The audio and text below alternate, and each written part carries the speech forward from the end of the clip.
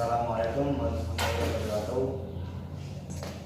Pada kesempatan kali ini saya akan membahas tentang K3.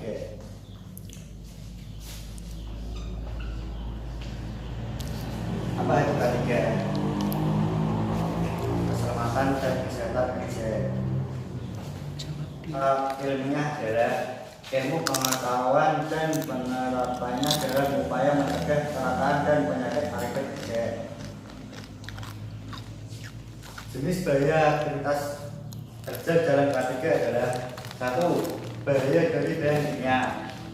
Contohnya gas kimia beracun toksik. Yang kedua, upaya bahan kimia. Yang ketiga, pembakaran residu kimiawi.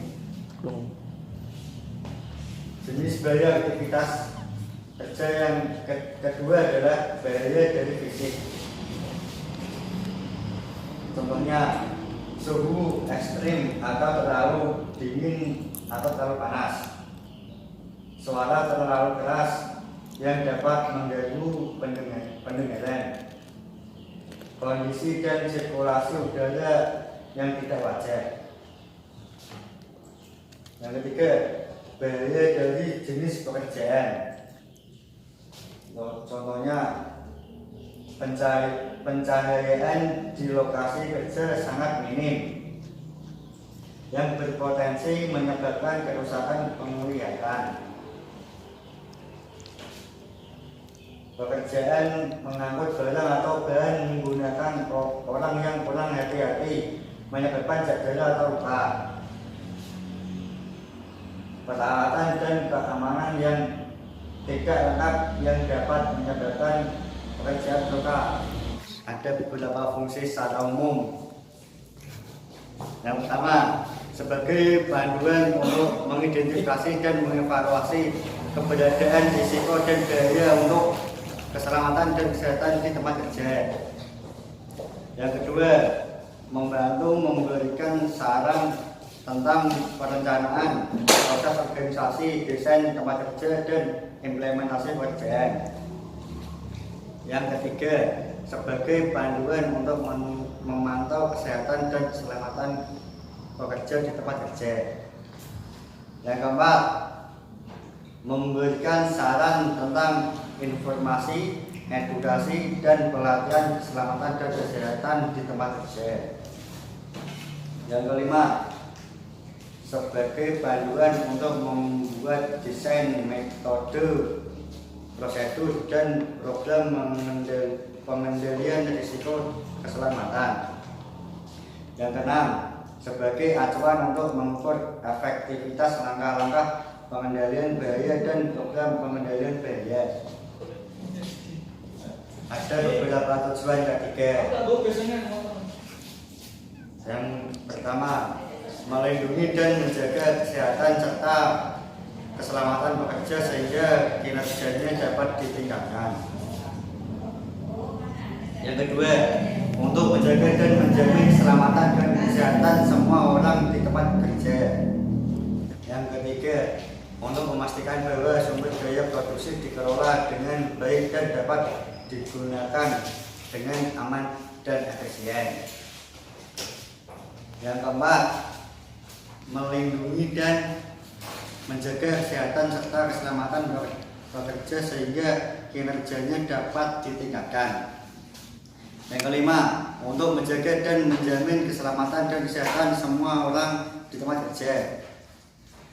Yang keenam, untuk memastikan bahwa sumber daya produksi dikelola dengan baik dan dapat digunakan dengan aman dan efisien.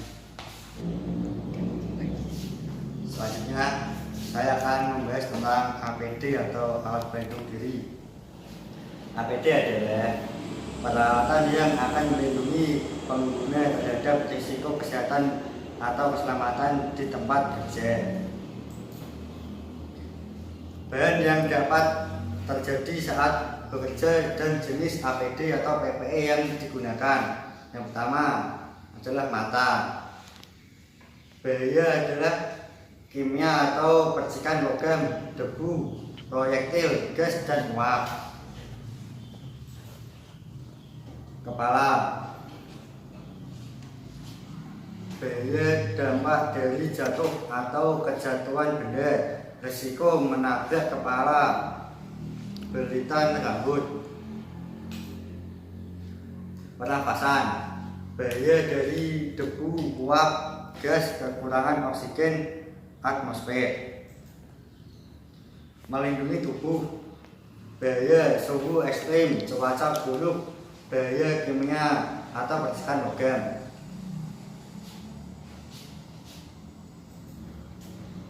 Alat pelindung kaki untuk menghindarkan tusukan benda tajam atau terbakar oleh zat kimia. Alat pelindung tangan, alat ini terbuat dari berbagai macam bahan disesuaikan dengan kebutuhan antara lain. Yang pertama, sarung tangan kain digunakan untuk memperkuat pegangan supaya tidak meleset. Yang kedua, sarung tangan asbes digunakan terutama untuk melindungi tangan terhadap bahaya panas. Sarung tangan kulit digunakan untuk melindungi tangan dari benda tajam pada saat mengangkat suatu barang. Yang keempat, sarung tangan karet digunakan pada waktu pekerjaan pelapisan logam seperti vertical, vacuum dan sebagainya. Saya akan membahas SOP atau standar operasional prosedur. Standar operasional prosedur yang dimaksudkan di sini adalah yang pertama, suatu standar atau pedoman tertulis yang dipergunakan untuk mendorong dan menggerakkan suatu kelompok untuk mencapai tujuan organisasi. Yang kedua, standar operasional prosedur atau SOP merupakan tata cara atau tahapan yang dilakukan dan yang harus dilalui untuk menyelesaikan suatu proses kerja tertentu.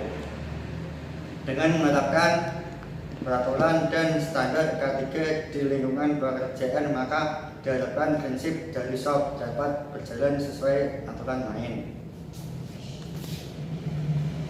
Selanjutnya, contoh penerapan K3 sesuai SOP.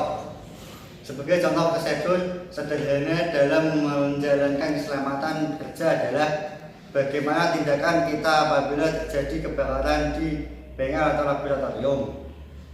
Ketika menemukan kebakaran di bengkel atau laboratorium, maka sebaiknya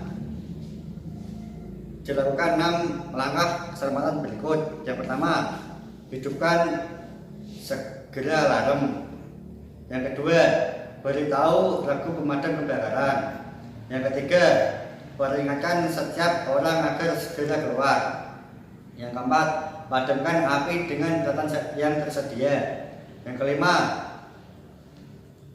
bila dipandang perlu segera keluar. Yang terakhir atau yang keenam, jangan masuk kembali ke gedung yang sedang terbakar. Sekian dari penjelasan saya hari ini. Kurang lebihnya mohon maaf. Wassalamualaikum warahmatullahi wabarakatuh.